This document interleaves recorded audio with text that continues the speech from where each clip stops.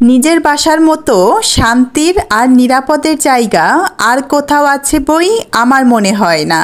Hello সবাইকে, welcome জানাচ্ছি আমার নতুন আরেকটি ভিডিওতে।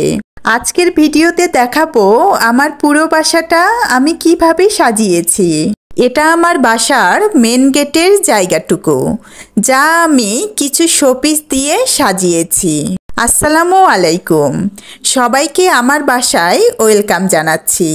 তো চলুন আমার বাসাটা আপনাদেরকে ঘুরে দেখাই। তো প্রথমে আমার ড্রয়িং রুম দিয়েই শুরু করছি।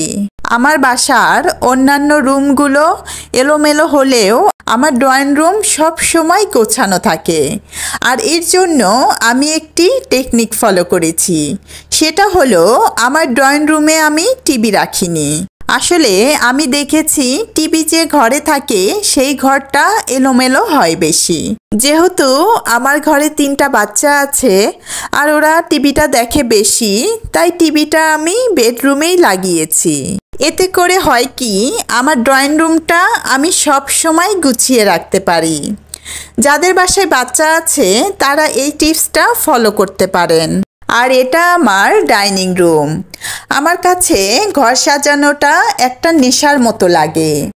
আমি যখন বাইরে কোথাও কেনাকাটা করতে যাই তখন আমার শুধু ঘর সাজানোর জিনিসই কিনতে মন চায়, আর সবার আগে চোখ আমার ঘর সাজানোর জিনিসের উপরেই যায়। চলুন এখন আমার বেডরুমটা ঘুরে দেখাই। অনেকেই মনে করেন ঘর সাজাতে গেলে অনেক দামি দামি ফার্নিচারের প্রয়োজন, দামি দামি জিনিসের প্রয়োজন, কিন্তু আমার কাছে তা একদমই মনে হয় না। ঘরে যা আছে সেটাই যদি সুন্দর করে গুছিয়ে পরিষ্কার পরিচ্ছন্ন রাখা যায়, তাতেই যেন ঘর অনেক বেশি সুন্দর লাগে দেখতে। আর এটা হলো আমার বেডরুমের সাথের বারান্দাটা। এখন দেখাবো আমার বাচ্চাদের ঘর। ঘর সাজানোর কথা বলতে যেয়ে একটা কথা খুব মনে পড়ছে। আমাদের গ্রামে এক পাড়া প্রতিবেশী চাচি ছিল।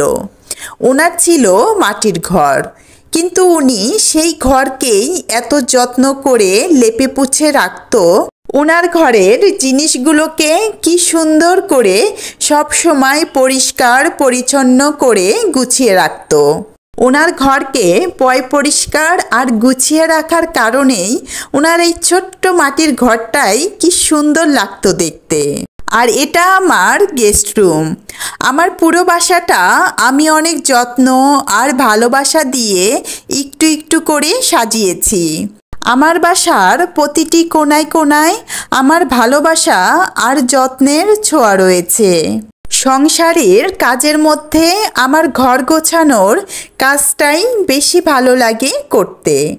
রান্না করতে আমার তেমন একটা ভালো লাগে না, কিন্তু ঘর গোছাতে দিলে আমার একটু আলসেমি লাগে না, সারাদিনই করতে পারি। এই হচ্ছে গিয়ে আমার আরেকটা বারান্দা। আমার বাসার চারদিকেই অনেক খোলামেলা। চারদিকে খোলামেলা হওয়ার কারণে আমার বাসায় আলো বাতাসের কোনো কমতি নেই। চলুন এখন দেখাই আমার কিচেন। আমার কিচেনটাকে আমার তেমন একটা সাজানো হয়নি, তবে এখন থেকে কিচেনটাকেও সুন্দর করে সাজাবো ভাবছি। আমার কিচেনটা সাজানো না হলেও পরিষ্কারের দিকটা আমি খুবই খেয়াল রাখি। সব সময় চেষ্টা করি কিচেনটা ক্লিন রাখার, আর প্রতি মাসে কিচেনটাকে একবার করে ডিপ ক্লিন করে ফেলি। এই জায়গাটা হচ্ছে আমার ডাইনিংয়ের পাশের একটি ছোট্ট কর্নার, যেটাকে আমি সুন্দর করে এভাবে সাজিয়েছি।